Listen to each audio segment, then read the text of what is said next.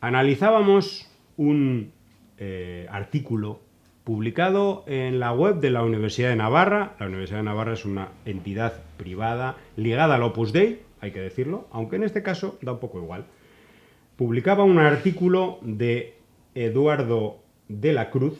Él es un dominicano, es un estudiante dominicano de esta universidad y publica un artículo sobre Cuba que se llama El negocio del embargo a Cuba, el castigo económico convertido en capital político. Y Cuba Información ha hecho un análisis de este artículo en el que una vez más se diseminan una serie de falacias clarísimas. En primer lugar, yo voy a ir al centro de la cuestión.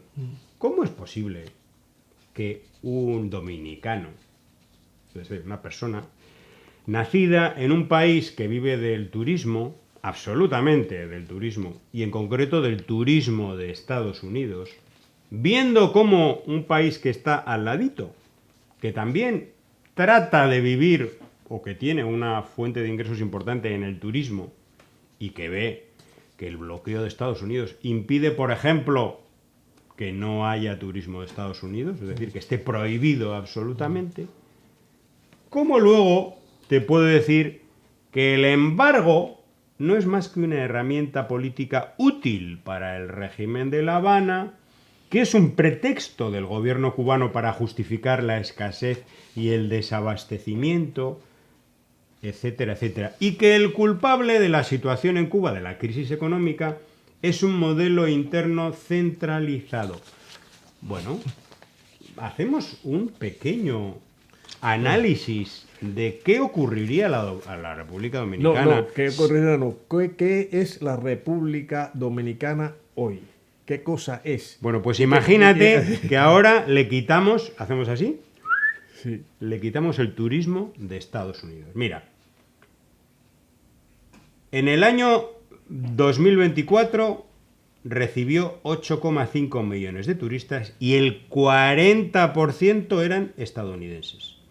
La prohibición del turismo de Estados Unidos significaría la pérdida de 3,4 millones de visitantes, 4.000 millones de ingresos, 150.000 empleos destruidos, directos en el turismo, y un efecto multiplicador en la agricultura, transporte y construcción absolutamente devastador. Bueno, pues a eso súmale que tiene un 30% de turismo europeo, que ahora mismo, si aplicáramos este mecanismo diabólico de sanciones del gobierno de Estados Unidos pidiendo la visa a los turistas europeos que luego no se la dan o que le dan la cita dentro de 2 años, bueno, pues equivaldría a que la República Dominicana, entre una cosa y otra, podría perder el 60% del turismo.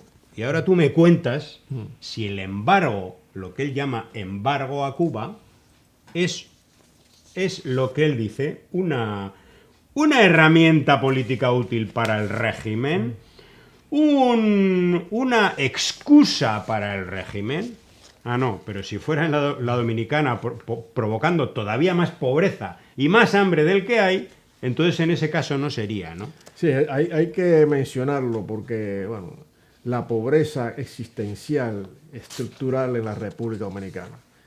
Claro, el periodismo turístico que está ahora también participando en todas estas narrativas mentirosas, engañosas, manipuladas, sobre todo para dirigir la mente, ¿no?, de los pueblos, de las sociedades, hacia alejarla de los problemas internos para dirigirla hacia problemas externos de otros países, en el caso de Cuba. República Dominicana, José, bueno, salió ahora con el ciclón Melissa, que azotó estos países del Caribe, incluido Cuba.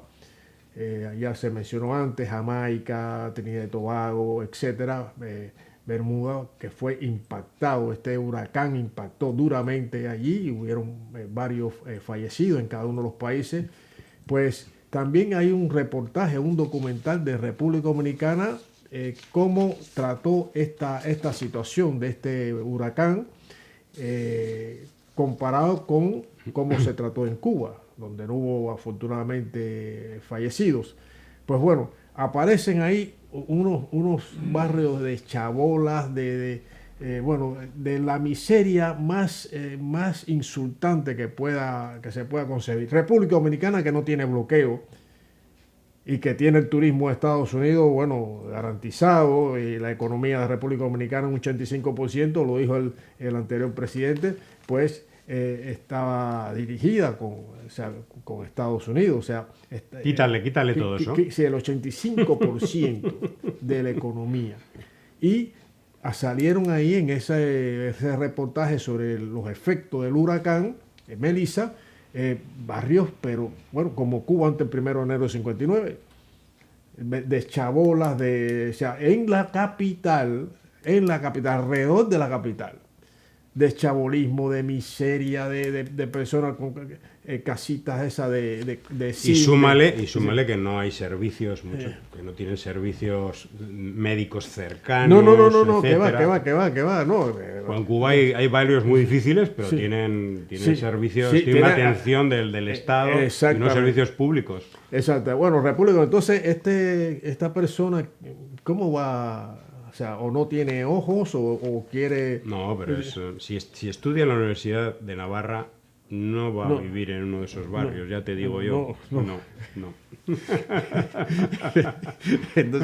Entonces él habla, él no conoce, ¿no? El mundo de él es la Universidad de Navarra y como tú dices, no va a vivir esos barrios, pero bueno, que sea que eche un vistazo para que pueda también aportar algo, ¿no? Algo en favor de esas personas que viven, que no son pocas, que son miles, que viven en esos barrios tan calamitosos, tan abandonados, y entonces que compare, a ver la atención que reciben ellos, las posibilidades que tienen esos ciudadanos de esos barrios, y que compare con las posibilidades que tiene cualquier cubano y cubana en Cuba, de acceso a la educación, de acceso a la salud pública, aunque esté mal porque hay una política criminal que precisamente quiere evitar ese ejemplo, quiere destruirlo para que no sea un ejemplo para los demás. Entonces, que analice ahí, ¿está en la universidad o está en la primaria? No sé, está en la universidad. No seas irónico, Lázaro. El autor de este artículo también nos dice que la culpa de todo esto, de la culpa de la crisis en Cuba, es el modelo interno centralizado, lo mismo. Modelo interno del régimen, un sistema de planificación central que ha mostrado su inviabilidad. Y uno se pregunta, si Cuba, con las reformas que ha realizado en su economía, que ha introducido un sector privado que antes no existía, desde luego no en el nivel que tiene ahora, que hay mucha más empresas mixtas, más inversión extranjera privada, etcétera, aunque ahora haya caído precisamente por las sanciones. Si estamos en el momento en que Cuba tiene un mayor sector privado y una menor planificación centralizada, vamos a decir, es decir, más mercado y menos planificación, ¿cómo es posible que ahora la crisis sea mucho mayor que la que había cuando el país tenía una planificación mucho más centralizada? Ahí está. Pues evidentemente la respuesta es porque no tiene nada que ver. Porque si hay una mayor crisis económica ahora, es porque el nivel de destrucción económica provocado por las sanciones es mucho mayor ahora que antes. Porque antes no había una persecución tan sistemática y tan eficaz a todas las fuentes de ingreso del país.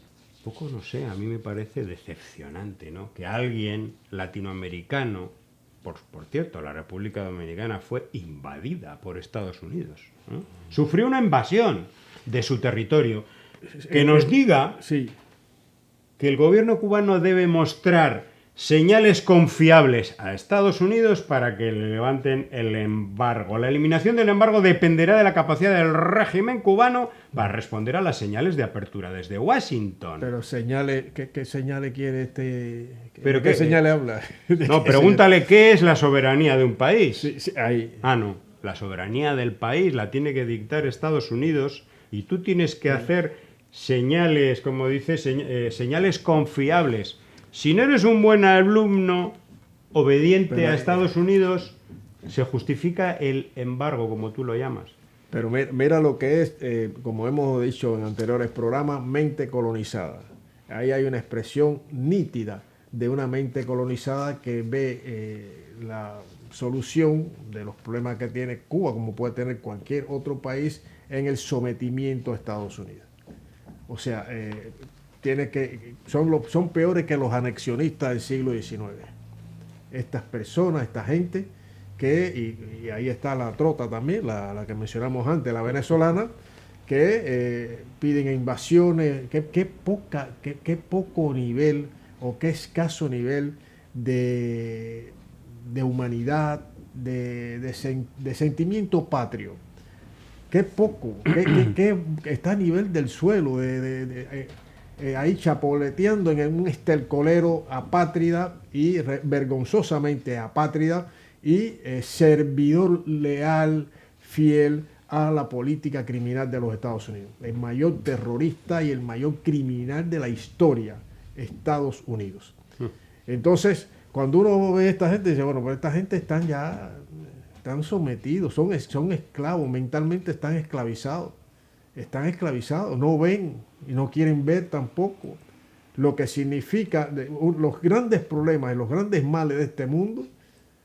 Está en la desigualdad, está en la pobreza, la exclusión social. ¿Y quién alimenta toda esa situación? Las políticas del capitalismo, del imperialismo, y a nivel de cada país, los gobiernos que tienen que entrar por el aro o entran por el aro de esa política que diseña interesadamente el imperialismo de Estados Unidos. Entonces, ¿por qué hay pobreza en América? Porque se habla de Cuba, pero hay que hacer un recorrido. ¿Por qué hay pobreza? Amplios sectores de pobreza, sectores de poblaciones de América Latina y el Caribe. No vamos a ir a Filipinas ni a otros países. En la región donde está Cuba hay mucha pobreza. Incluso en países con recursos, pero enormes recursos, minerales, energéticos, de todo. ¿Y por qué hay tanta pobreza? Y no se habla del sistema, no se habla del sistema capitalista, no. La pobreza es únicamente, un ejemplo, países como Cuba, porque el comunismo no sirve, es un fracaso. Claro, esa es la narrativa, pero es mentira. Y son sinvergüenza y deshonestos los que dirigen todo su ataque a Cuba y no mencionan el bloqueo. Pero de otros países de la región que hay miseria, pobreza, exclusión social, etcétera, etcétera, de eso no hablan. No hablan de la pobreza y la miseria en su propio país. Hay que mencionar, en contraste, la dignidad de organizaciones como la Campaña Dominicana de Solidaridad con Cuba, tan activa en favor de su isla hermana, de su pueblo, del pueblo cubano hermano de la República Dominicana. Bueno, pues apoyando indudablemente las acciones de esta Campaña Dominicana y de otras organizaciones del movimiento de solidaridad con Cuba, nos despedimos. Hasta el próximo programa. Hasta el próximo. Disparando vengo.